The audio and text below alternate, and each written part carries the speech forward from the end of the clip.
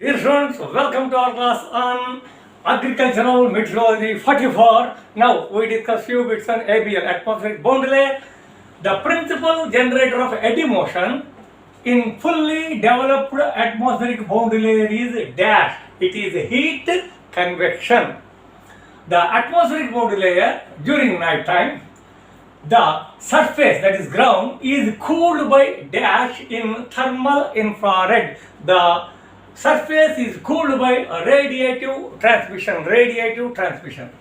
The conditions are stable, okay, with light winds in ABL, atmospheric boundary layer, during dash time. It is during night time. The conditions are stable with light winds. The wind speed increases with increasing distance from the ground due to dash exerted by the ground, due to frictional drag exerted by the ground.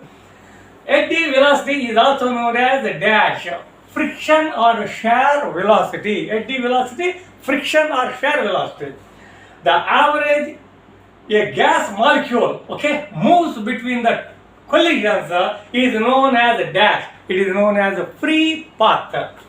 The average distance a fluid, there it is gas, here it is the fluid. The average distance a fluid travels before it exchanges its momentum with another mass of fluid in small quantities actually is dash. It is a mixing length. The temperature of a sample of air would have, if it were brought dry adiabatically to a pressure of 1000 HPa, okay, is called dash, potential temperature, of course. So turbulence is generated by dash, friction. Turbulence is generated by dash, that is friction, in the atmospheric boundary layer.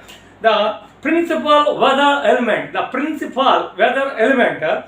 affects the density of the air is dash, temperature. The vertical temperature gradients influence the movement in the form of dash, eddies.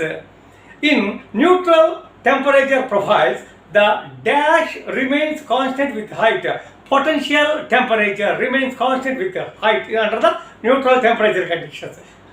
Theory, kindly refer, okay, our channel.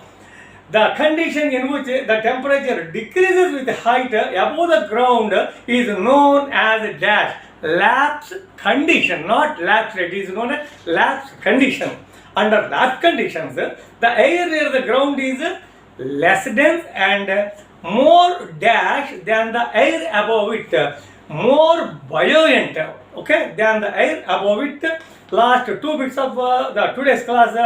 During clear nights, the ground loses heat in the form of dash, long wave radiation.